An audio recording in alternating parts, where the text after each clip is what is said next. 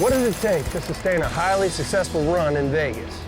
One that keeps packing them in and selling out the house year after year.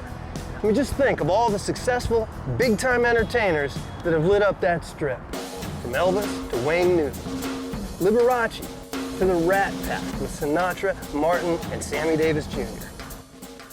But believe it or not, you add up all the years those great entertainers performed on stage in front of millions, and it still doesn't equal an entertainment event that came to town in 1985. And it's still kicking. The Wrangler National Finals Rodeo. Yep, the NFR has been bucking the odds for 30 years. And in cowboy vernacular, they keep loading head and pulling gates with no sign of letting up. So I tip my hat to the organizers, the cowboys, the fans that fill the seats, and yes, even to our four-legged, often ferocious friends at the Cowboys and Cowgirls riding rope on their way to a hopeful world championship. They all combined to put on one of the most successful shows in the history of Las Vegas entertainment.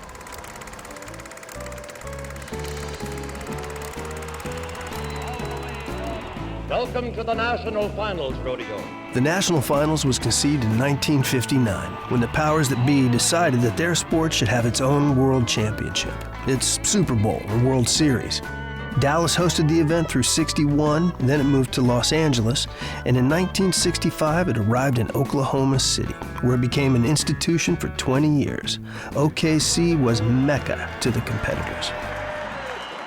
It was an important event, which we had started with them many years ago and kind of made the event what it was, and so it had become a part of the fabric of our city and an event that we cared about. The purses, along with sponsorship, increased each year, and that caught the attention of some influential outside suitors, and the fight was on. I was the director of marketing at the convention center at the time. We were looking at what could you bring to Las Vegas in that period from Thanksgiving to Christmas, because that was a dead time for our city. So you had Benny Binion and Ralph Lamb and Jack Binion and Michael Gaughan, the Boyd family, to look to see, okay, what could we get? And so they said the National Finals Rodeo's bid is going to be coming up. They need to renew for Oklahoma City, and so what could they do to bring it to Las Vegas? When we first heard about it, it didn't bother me at all because I knew that we could raise the money that would be necessary to keep them in Oklahoma City. And I also knew that if after we made our pitch as far as the $1.5 million purse, that if it took more money, we would get it. December was a very slow month in Las Vegas. It's when we changed carpet, painted walls, furloughed employees. And Benny Binion always talked about bringing the rodeo here during the month of December. To Oklahoma City, the NFR was an institution, and more importantly, a tradition in a city that, unlike today, in 1985 didn't have much to offer. And perhaps their biggest mistake was making the NFR such a successful and desirable event. They were very unhappy. Oklahoma City did do a good job with the rodeo, and it was there, and they thought it was probably going to be there forever. To take it from Oklahoma City, they had to convince the governing body of professional rodeo, the PRCA, and its president at the time, Shawn Davis, who on one day in 1984 received a phone call from his secretary. She said, Harry Wald from the Caesars Palace just called you and wants to talk about the National Finals Rodeo. Well, next thing I dialed was Benny Binion here in Las Vegas, and I said, Benny, do you know this Harry Wald? He's from Caesars Palace. He said, yeah, he's a good guy and a pretty square shooter. I said, well, he wants to move the National Finals Rodeo to Las Vegas. Would you be willing to attend a meeting with me, with Harry, and to get acquainted? And he said he'd be glad to. And so Las Vegas Events was formed, and Herb was the president, and so we put together a promotion to go to Colorado and make a presentation and a pitch to the PRCA board, and that's really how it all evolved. I made the pitch to the committee and distinctly remember telling them what the new purse would be. And with us was Stanley Draper Jr. Also, we had Rear Admiral Ray Ackerman, and Senator Don Nichols was with us also. We had all the heavyweights that we could possibly muster to make an impression on that committee.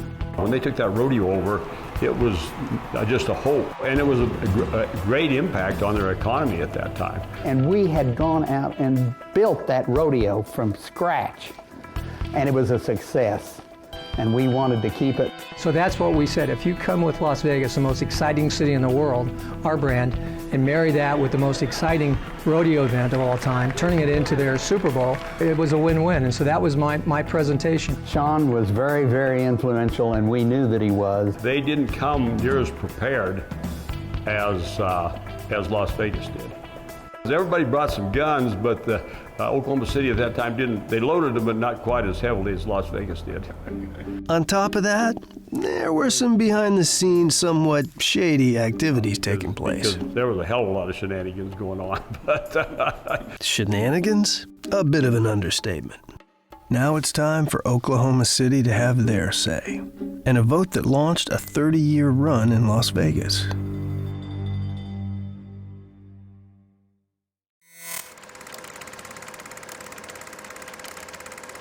there was a hell of a lot of shenanigans going on. But, For instance, while in the meetings, FBI agents entered and searched Mr. Davis's hotel room, as well as the PRCA directors' rooms, who were thought to be in favor of the move. I don't know anything about that. I really do not know anything about it. The Cowboys were very apprehensive. They had a lot of strong ties to Oklahoma and that section of the country and everything. Shawn will tell you the sequence of events when they finally voted on it. we all went to Colorado Springs. Las Vegas would make the first proposal because they were the challenging committee. Oklahoma City would make their proposal. Then we'd have a straw vote, and then we'd bring everybody back in, and then we'd take a final vote, with the understanding that no one would leave the room or be able to use the telephone until the decision was made. With the firepower that the Las Vegas group brought to the table, including raising the contestant purse from $900,000 to $1.8 million, you'd think it was a lock. So we took a straw vote after they both made their presentations, and it come out 6-4 in favor of Oklahoma City. One of the members of the board abstained, which the way the motion was made, that vote went toward Oklahoma City. And I was pretty sure that the abstention was a positive vote. And so I knew, or thought, unless somebody else changed their mind, that basically we had a tied vote going into the last presentation. There was a lot of pressure. I mean, you could feel that in the room when you made the presentation. Just to further set the scene here, you have a Bible Belt versus Sin City scenario developing, and standing in the middle, a former world champion who found himself in the midst of money. Big money. And in the position where he knew it could very likely come down to him, as president, to cast the deciding vote. When we went around the table, of course, I knew that there was going to be a tied vote. As president, in case of a tied vote, that's when I got the vote. It was very tense, especially as the voting continued. For someone to keep a committee in session for 5 or 6 hours after we had, in good faith, truly in good faith, the people that put the money into that additional purse were significant people in the state of Oklahoma. At that time, when it come around to me and I'd seen it was tied, I just hit the gavel and said, we're going to Las Vegas. 5 hours later, we got the message that we had not won. I think we did all that could be done within the framework of the possible at the time we did it. But we gave it a good shot, and you win some, you lose some, and some get rained out. That was probably the worst day of my life. I will be frank with you. It was, by all accounts, an intense time for these gentlemen. But now, for 10 days over the last 30 Decembers, there's more boots on these boulevards than you could shake a stick at. What has happened in Vegas, as far as the NFR goes, has stayed in Vegas. So, if this were December 4th and I snuck a peek over the edge of the Voodoo Lounge here on top of the Rio, I would see nothing but a sea of cowboy hats. It's quite a sight. When we return, I'll explain the attraction. You know, I'm amazed when you talk to people that don't know rodeo. You know, they think that animals are mistreated, made mean. You know, that is so far from the truth.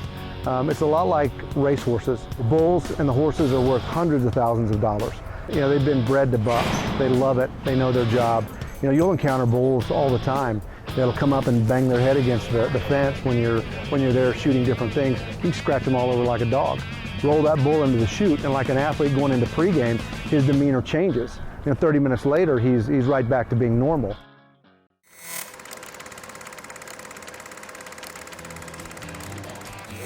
Casting the deciding vote to move the NFR to Vegas was just the beginning for Shawn Davis. Today, he oversees the Wrangler NFR literally from A to Z. My job description is basically get anything done that has to be done and make sure that everybody's satisfied while you're doing it.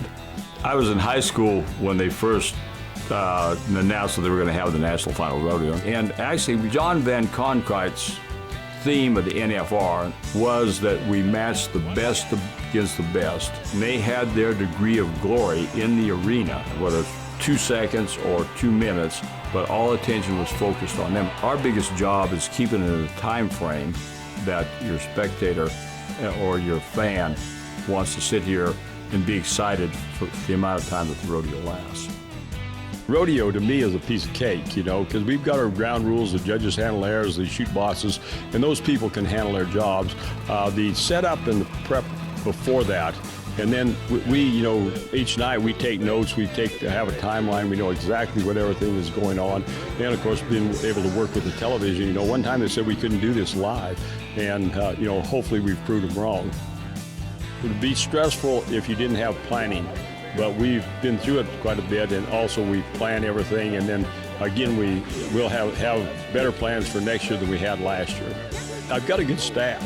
And if you can depend on your staff, now we organize it, and we start here most of the time around 5 o'clock and then end sometimes after midnight. But on the other hand, that staff is very cooperative. They work very well, and they report in. We have several meetings, so I know where everybody is at what time. It's got to be a total team effort. And you know, each year we say, well, this is the best one we've ever had. Well, you have to contribute that to the people. Nobody can reorganize people and make that. But if you start with the very best, and then they will get better.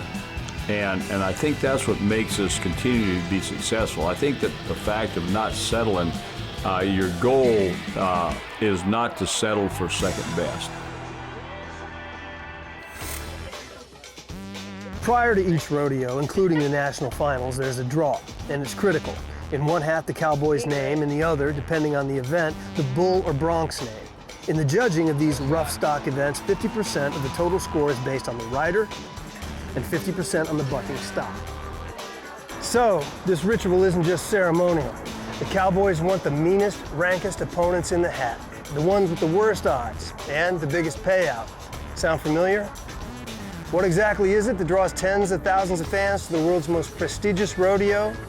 It's the Wrangler NFR and all its trimmings.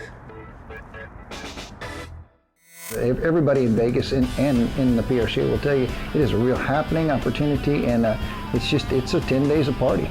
Of course, some folks that come for the national finals, the Wrangler national finals, come before the rodeo starts, and they stay a little while after it ends. Our rooms get full, our entertainment is good, restaurants are busy, rooms are sold out, so it's very, very good for Las Vegas.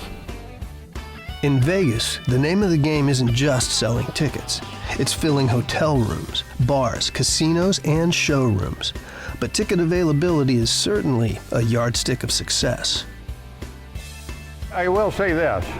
This is the only ticket that the scalpers can't get, because people won't give up their tickets.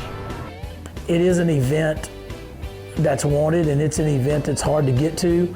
both by spectator standpoint and the contestant. So it's kind of come together now and evolved into what it's supposed to be, and that's the biggest and the best. And if you talk to people that have never been there before and you tell them that it's impossible to get a ticket, I'm not sure they exactly believe you, but if you go try to find one, it's very, very difficult.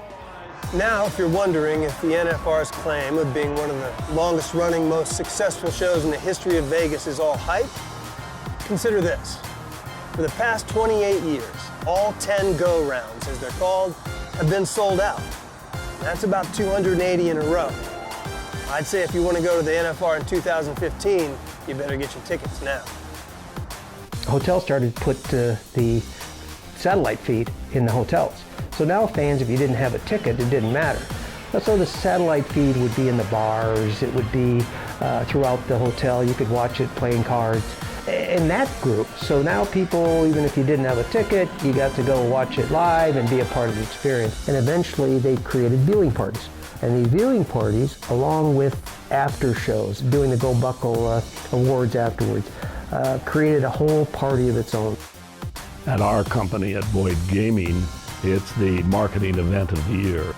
And how does all of these surrounding activities affect our cowboy contestants who are attempting to focus on playing the game, if you will? But you have family, you have sponsors, you have people help you get to where you're at. They've got to have something to do. And Vegas is the perfect fit. You know, it keeps them busy.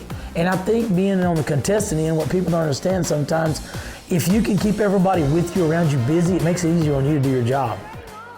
It's just like when people go to the Super Bowl. Many of them don't have a ticket, but they want to be around the excitement, the atmosphere, the buzz, all the things going on. They want to be part of that Western experience, of the rodeo experience.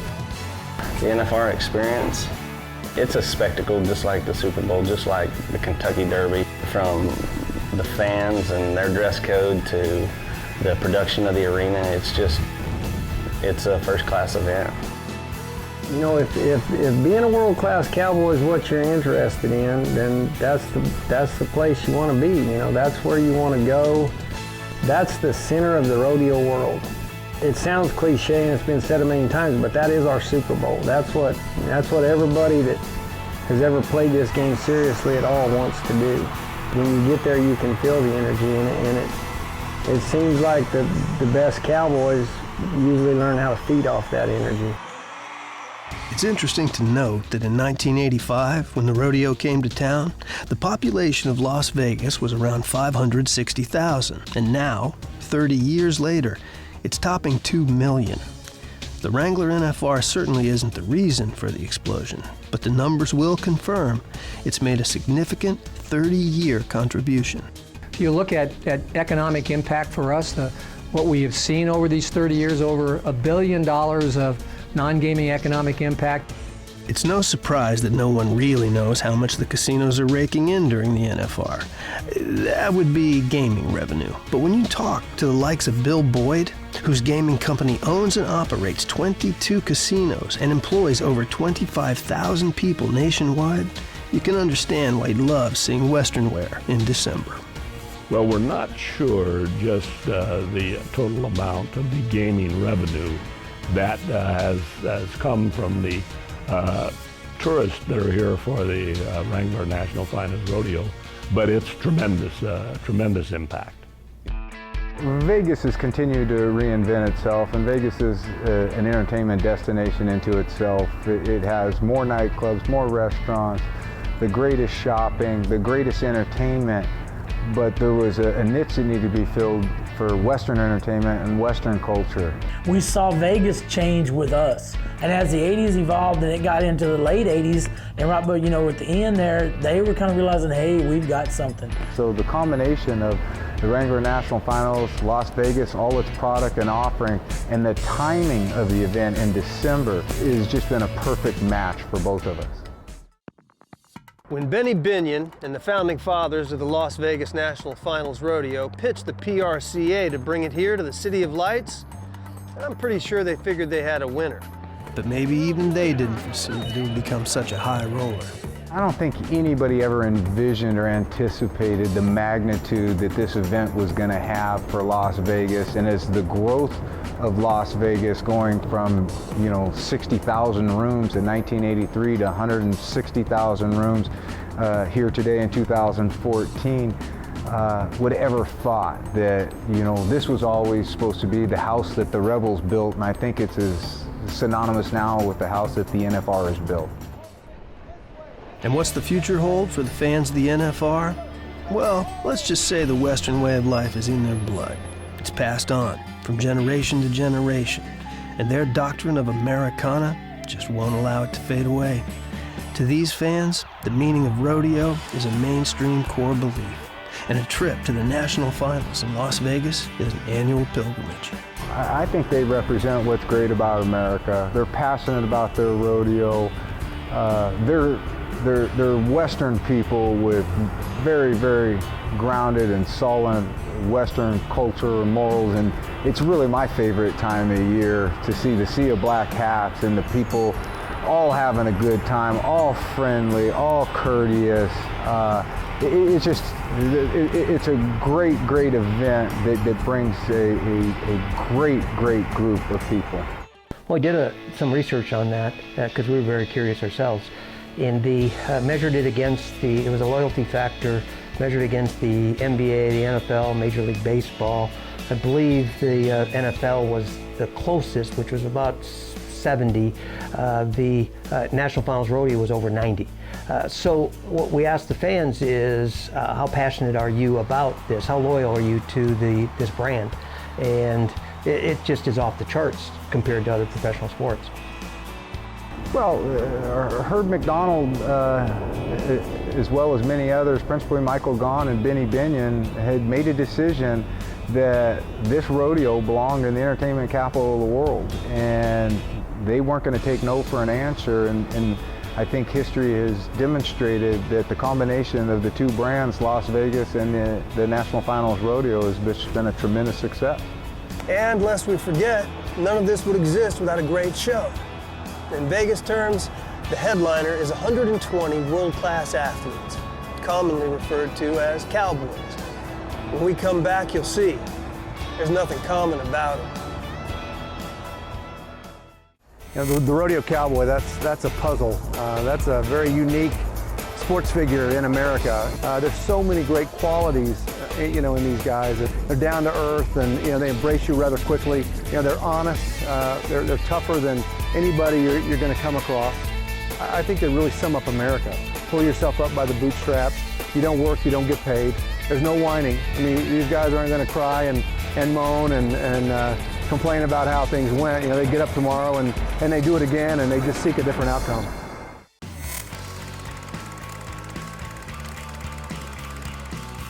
Call them entertainers and you may have a fight on your hands. That goes for the cowgirls too. But to Vegas, it's what they are, and they do it well. But unlike Cirque du Soleil, Cowboys' performances are unscripted and unrehearsed. Sometimes that makes for a lot of drama, often tragedy, and unbridled celebration. The first dynasty of the Las Vegas era wasn't a rough and tough bull rider or Texas gunslinger with a rope. It was actually a teenage girl. At the age of 14, Charmayne James and a horse named Scamper would change everything. You know, the one thing that really made Scamper great was the effort that he put out every single time. And there's no horse that can match that. Charmayne and Scamper would win 10 straight world titles, 9 of those in Las Vegas.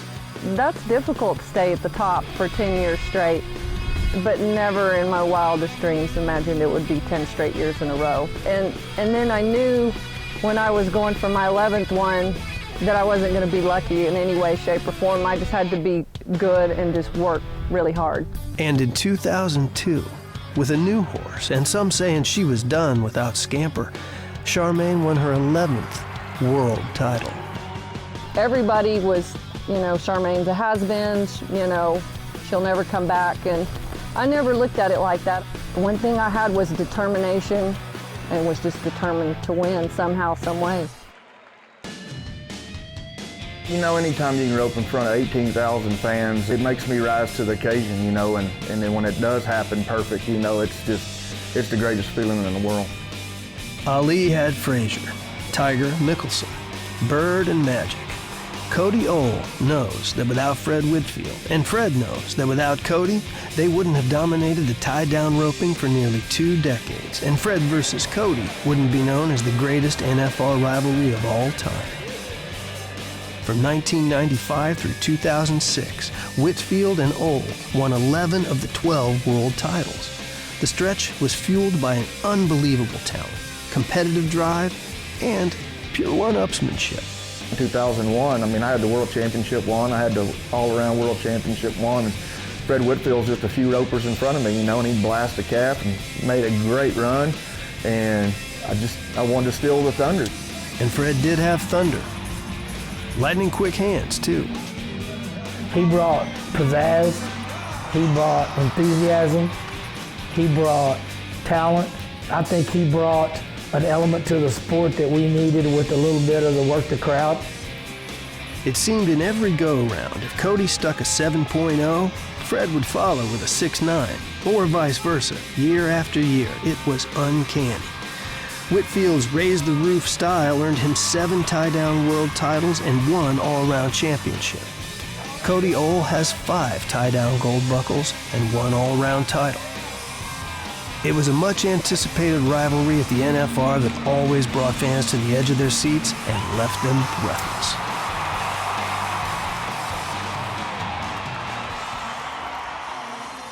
Webster defines a dynasty as, quote, a team or person that is very powerful or successful for a long period of time. The National Finals Rodeo defines it as Trevor Brazile.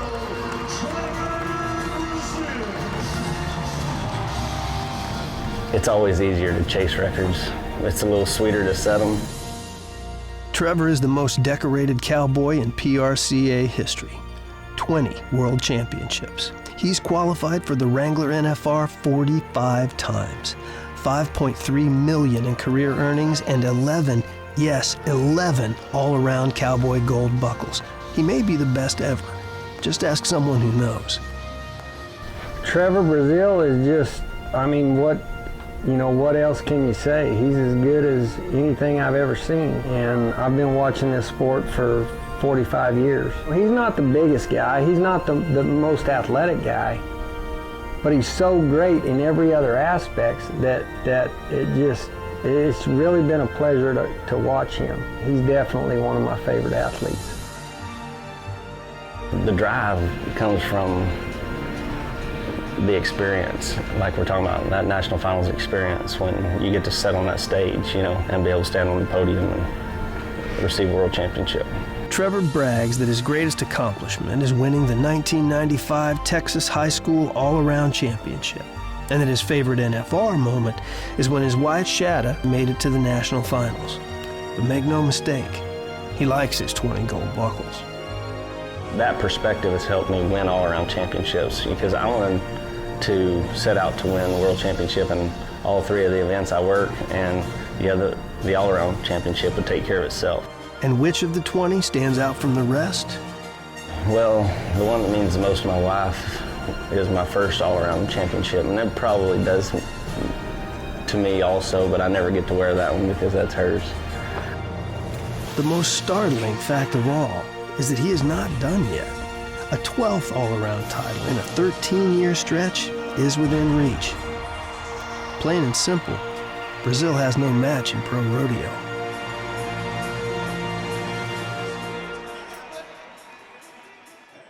After every round of the Wrangler National Finals, the night's winners gather for the buckle ceremony. Every go-round winner gets a buckle and a check for nearly 20 grand. Winning a go-round or 2 in a career is quite an accomplishment. That brings us back to Cody Ohl and his race to catch Billy Etbauer. It's just awesome, here I am shooting at Billy Etbauer's record. Billy Etbauer is retired and holds the benchmark for go-rounds won in a single event, 51. That is the equivalent of winning every round in a 5-year stretch. And Billy didn't just win, he won in dramatic fashion with his wide-open riding style.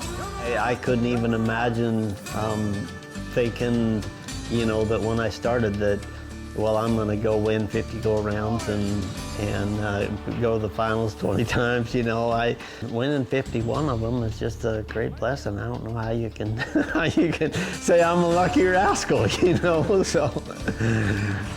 Cody Ohl dominated the NFR last year, winning 5 of the last 8 go-rounds to bring his career go-round win total to 49. Ohl returns in 2014 with a chance to equal or break Etbauer's record. Making a safe businessman's run at the Thomas & Mack is not in Ohl's DNA. He lives and dies with an all-or-nothing mentality, and it usually pays off. Every night is just special. When you stick 18,000 screaming people and put $20,000 a night on the line, I mean, I'm gonna dig deep and give you all I got. Last December, Cody Ohl kicked off the Wrangler NFR with Etbauer's single event record within reach. As it turned out, he was closer than he thought. Coming here with my sights on the record, you know, and getting the most go-around wins, and thinking it was 52, and last night I tied it. This could be good tonight if he gets out. He's out. 2 swings. Look out. Go, it don't matter. Flat. It doesn't matter. Skelton's going to take it. Hello. He's going to tire in about 7 flat, wrap Mahooey. 7-3, splits the lead. It's awesome just to be in the same class with Billy Etbauer. You know, it's be tied at his record right now, and then shooting to break it, you know, the next 3 rounds is it's just a dream come true, really.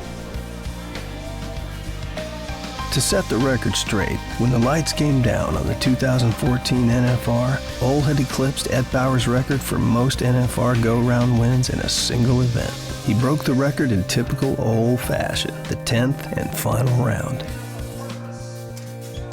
He's got it on him. Cody Ohl, look out, boys. Get him flanked, strung. Put him up there, put a wrap Mahooey on him. New leader. Oh, man. 6 and 8. What?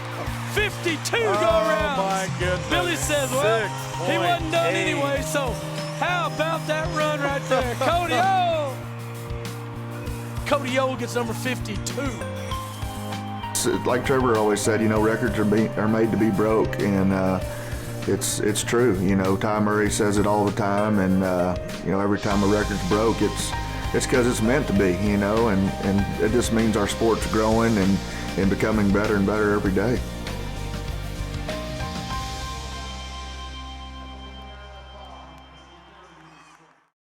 Ty Monroe Murray is simply the greatest rough-stock cowboy of the NFR's Las Vegas era. To be clear, that means he competes and wins at bull riding, bareback, and saddle bronc, arguably 3 of the toughest, most dangerous, and competitive sporting endeavors in existence. You know, I've been asked how demanding it is to do 3 rough stock events at the NFR a lot, and it never really seemed like that big of a deal to me because your mind and your body's conditioned to it. It's like somebody that runs marathons or something like that. When you train for it and that's what you do, you just get set to that. And it was early in life when he set his goals on becoming the most decorated all-around cowboy in rodeo history. To do so, he had to surpass a legend, his childhood hero, Larry Mahan. I wanted to break Larry Mahan's record.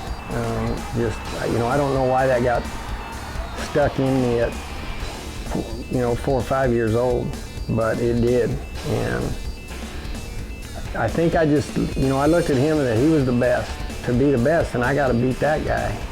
At first, it looked like a slam dunk. Murray made qualifying for all 3 rough stock events in Vegas look easy. From 1989 through 1994, Ty Murray won 6 consecutive all-around titles, tying his boyhood hero's record. But to Murray, it still wasn't good enough. However, getting number 7 wasn't going to be easy. And while Trevor Brazile now holds the record for the most all-around world championships, in 1998, Ty Murray, after a 3-year battle with injuries, came back and became the most decorated all-around rough stock cowboy by winning his 7th all-around title. To come back 3 years later and break the record, you know, it was really a sweet moment. When I stepped off that last bull, I knew that I'd done it. I think most careers don't have a defining moment like that. Right there it was. You know, I got to experience that moment, a defining moment where I knew exactly when it was, and I had 20,000 people on their feet clapping for me to do it. It's a pretty surreal experience. In the immortal words of Willie Nelson, my heroes have always been cowboys. And after 30 years, they still are, it seems. The toughest cowboy story that I've heard would be Robert Etbauer. The Etbauer brothers were so great for so long, 3 of them. They made the Wrangler NFR, they won world championships. But it's in Denver, and Robert bucks off his horse, comes off his horse, hangs in the stirrup by one leg for about 2 or 3 jumps. And Billy's there, and he notices Robert gets up, kind of mills around in the dirt. He's like, that's weird. And Robert finally makes his way out, and Billy goes, hey, what's wrong?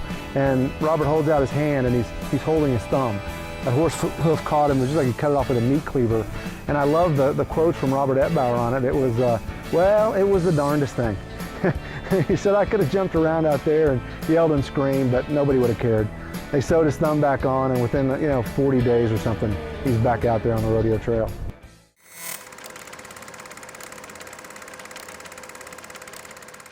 To the rodeo fan, names of the past such as Kaycee Tibbs, Jim Shoulders, Larry Mahan, Donnie Gay, and Leo Camarillo are immortalized, synonymous with Ruth, Elway, and Jordan. Those cowboys etched their names into rodeo lore before the sport hit it big in Vegas. But make no mistake, in 30 years we've seen some of the most memorable moments and greatest individual performances in the history of the national finals. To thrive at Thomas & Mack, you have to embrace the moment and all the pressure that goes with it. It's one thing to excel in the early go-rounds, but a completely different animal when you get to round 10. Cowboys grow up dreaming of backing the box in the 10th and final round, needing and getting a career run to wrap up a world championship. Oat Berry knows that dream and actually experienced it on 4 different occasions. The most dramatic was 1990. The night before I went and, you run all the scenarios through your head, what you had to do or what somebody else had to do, and basically what it boiled down to is I had to win the 10th round. If Mike Smith wins this go-round tonight and Oat doesn't place, Oat's going to be second for the world. You got to step on the gas, you got to be aggressive, and that's kind of what I lived for in them moments. I mean, when the pressure got high, I seemed to thrive and excel the best, and I didn't win the round outright. I split the round. I'll never forget that because that's the one scenario I hadn't figured, and like I said, it came down to $147 to win a world championship by after being out there all year long. Can Berry handle the pressure? He needed 10th round heroics on 4 different occasions and walked away with 4 gold buckles. The NFR has been about doing the impossible, breaking barriers that no one dreamed could be broken. For instance, riding all 10 bulls at the NFR. It was the bull riders' Mount Everest until 1988. Jim Sharp would change that. Sharp went 10 for 10, winning the world title in the process. Sharp's accomplishment opened the floodgates on riding all 10 bulls at the NFR.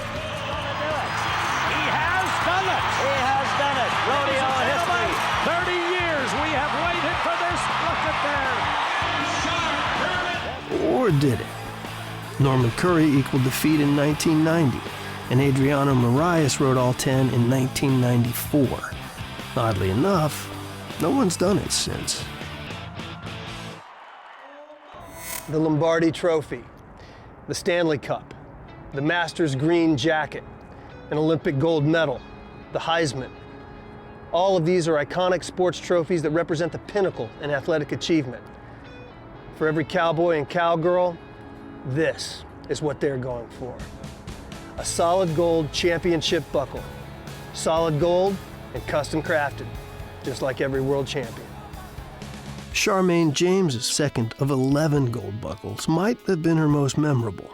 Just imagine going 60 miles per hour down the highway and throwing your steering wheel out the window. That's pretty much what happened when her bridle broke. Yet the teenage girl held her composure, and she and Scamper won the round. There's a broken piece of equipment. the horse's bridle is gone. No, the bridle is gone. She's riding him in without anything on him. I don't believe this. And 14. Most fans know the story, but what happened on her exit from the arena is what stands out in Charmayne's memory. And when I soon got to the alleyway, I thought, uh-oh, we got a problem.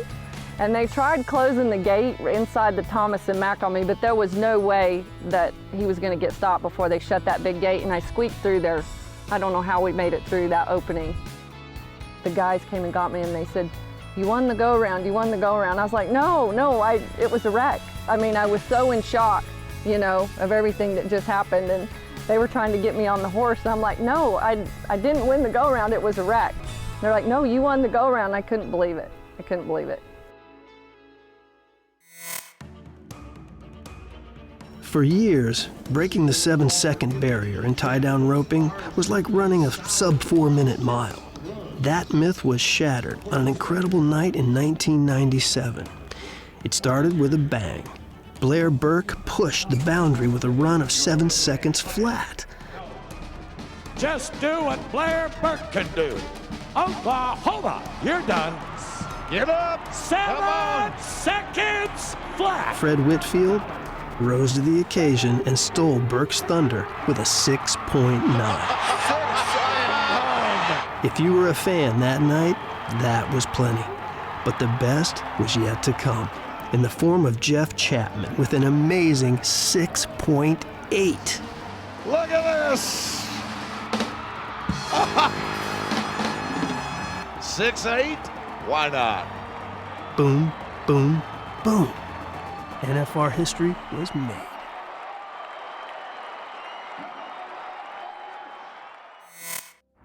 In 1994, I had the honor of playing the role of Lane Frost in the movie 8 Seconds. Lane was a world champion bull rider who tragically in 1989 was killed while competing at the Cheyenne Frontier Days Rodeo. Lane's best friend in real life is Tuff Hedeman, an NFR champion himself. Later that year, at the national finals, in the 10th and final round of the bull riding competition, and in the midst of attempting to win his second gold buckle, Tuff Hedeman honored his friend in a way that will never be forgotten. What a chance to give Tuff Hedeman, and he is not going to give up. He's got a tough bull to ride. He bucked off a guy in the earlier rounds, but I think he's got him. He's in the inside of that spin. Now what a recovery. Yes, sirree. Tuff Hedeman is going to be tough. I love it. It just doesn't get any better than this. And as the arena announcer said, Tuff rode 8 seconds for himself and another 10 for Lane.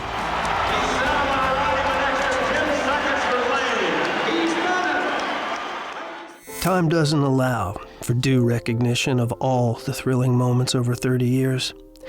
But we'd be remiss if we didn't acknowledge one contestant who brought the house to its feet and a tear to her eye.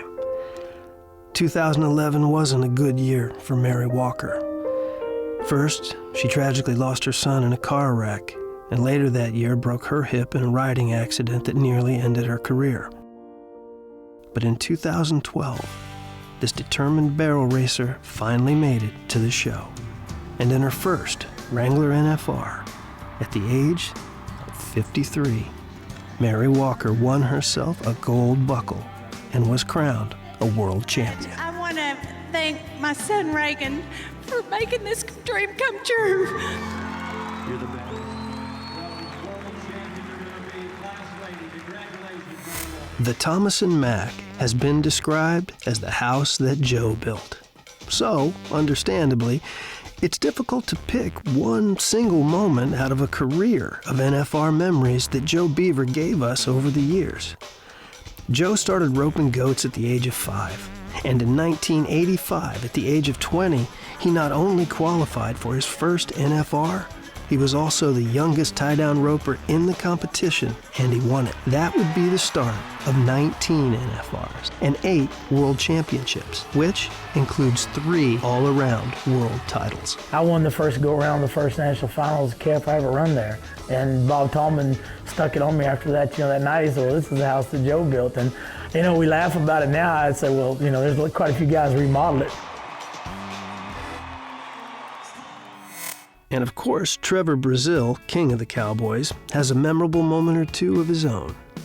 Best case in point is 2010. Brazile won an elusive Triple Crown. That's 3 world championships in a single year. Brazile won the tie-down roping world championship, partnered with Patrick Smith to win the team roping world championship, and claimed another all-around world championship. How good was that year? When the dust settled, Brazile had just won more than $507,000. It is the single greatest year in pro rodeo history.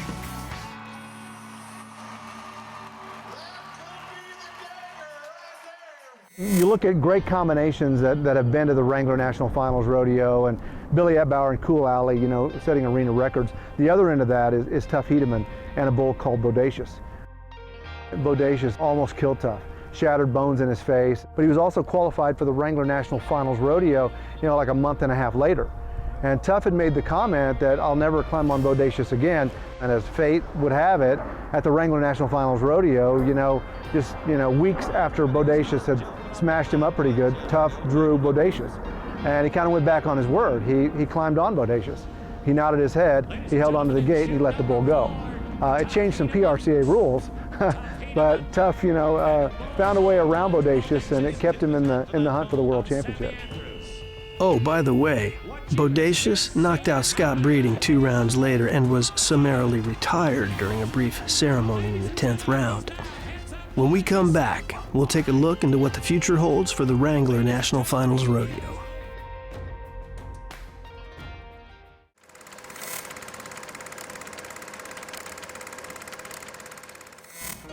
Is it even possible to consider keeping the Wrangler NFR in Vegas for another 30 years? A good start toward that end happened this year when the PRCA signed a 10-year extension through 2024. Over the years, when contracts came up, there was always some, rumors out there that other cities may want to pitch the rodeo, pitch the NFR. This year it came to be very strong promotions, especially by Dallas, but also Orlando. I think there were multiple sabers rattling on both sides. They threatened to partner up with Mickey Mouse and Disneyland, and we partnered to create our own destination rodeo to compete. So cooler heads prevailed, and we put Humpty Dumpty back together again. No other place can compete with us for the rodeo. Now they might have more seats, but with the entire package, it's no contest. Like with any professional sport, the great ones age out and go out to pasture. Applies to the rodeo cowboy as well. The grind of year after year trying to make it to the finals is grueling. But the young guns of this sport have their eyes on the finals. It's increasing purses and potential sponsorships, as well as a passion for rodeo. So rest assured, there's a crop of superstars waiting in the wings. I've had a front row seat for rodeo history. I've seen the era of Charmayne James, the coming of a new king in Ty Murray, and then there was a kid coming along that they were saying this is the next big thing. And Trevor Brazile has literally rewritten rodeo's record books. Kaycee Feild, who's one that's there right now, that's just tearing the entire world up. This December 4th, Kaycee Feild will be, once again, inside the Thomas & Mack Arena. As a contestant, he'll be going for his 4th World Bareback Championship. And by his own admission, at the NFR, he's a fan and spectator as well. Walking up to the back of the chutes and national anthem and the opening, so it gives me goosebumps thinking about it. And I love the NFR. I'll stand on the back of the Buckin chutes and watch every event. It's so intense the whole time, and everybody's giving it their all. 10 nights of awesomeness.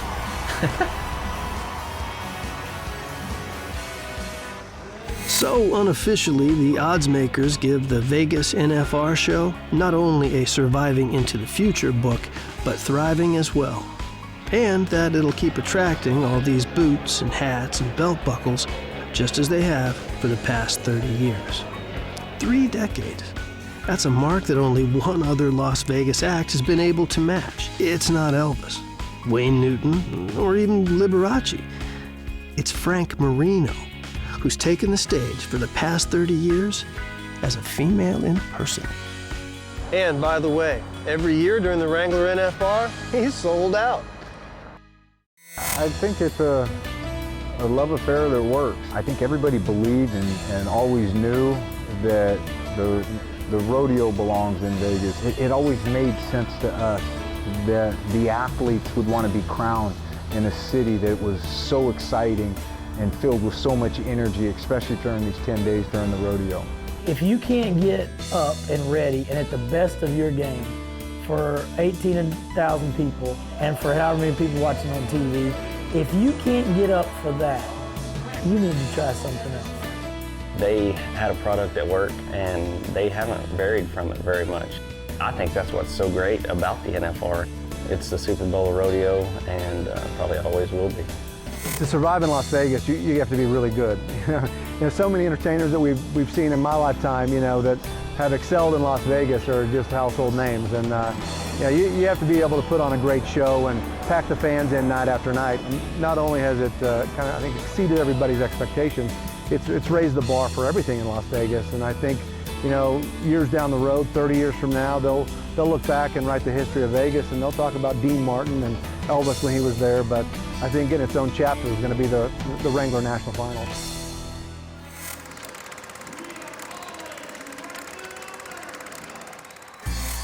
The 2014 Wrangler NFR did not disappoint. Record crowds enjoyed show-stopping excitement as the world's best slugged it out for a PRCA gold buckle. In the end, there were world champions we expected, and of course, a few surprises. Kaycee Feild did collect that fourth straight bareback riding world title, putting him in elite company. Feild continues to be the most dominant force in the event. This was by far the most emotional Wrangler NFR I've had, for sure. I got here, won the first round, and then after that I just couldn't get it going at all. And I just thank my family, especially my wife, for pushing me through it all and being there for me and keeping me positive. Hip surgery hobbled steer wrestler Luke Branquinho, but it didn't keep him from world title number 5. This was maybe the biggest surprise of the entire NFR. I want to thank my family most of all. They were behind me 100%. The fans, those 14 other guys up there watching me.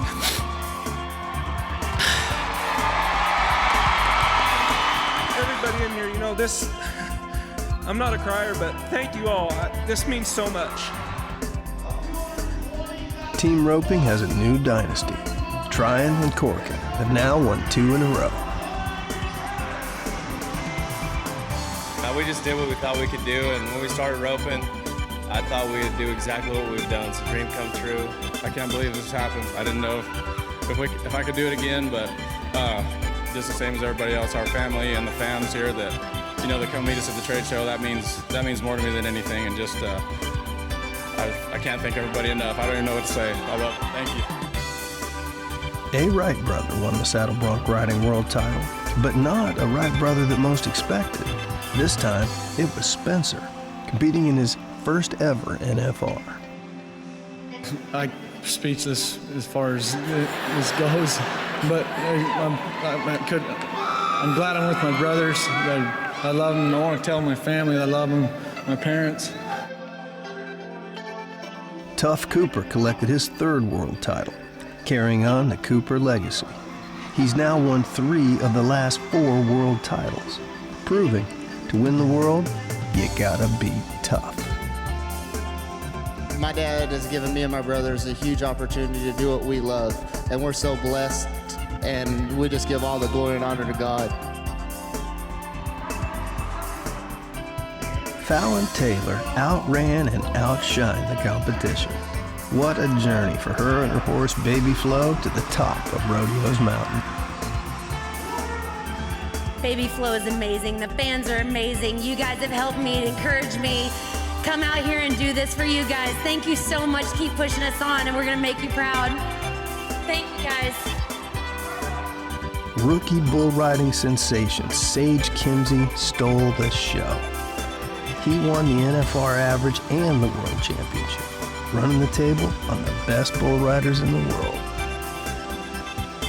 Yeah, there's always going to be more records to break and better stuff to do. Yeah, I've had a great rookie year, but the best is yet to come, I think. And the King of the Cowboys won his 12th all-around title.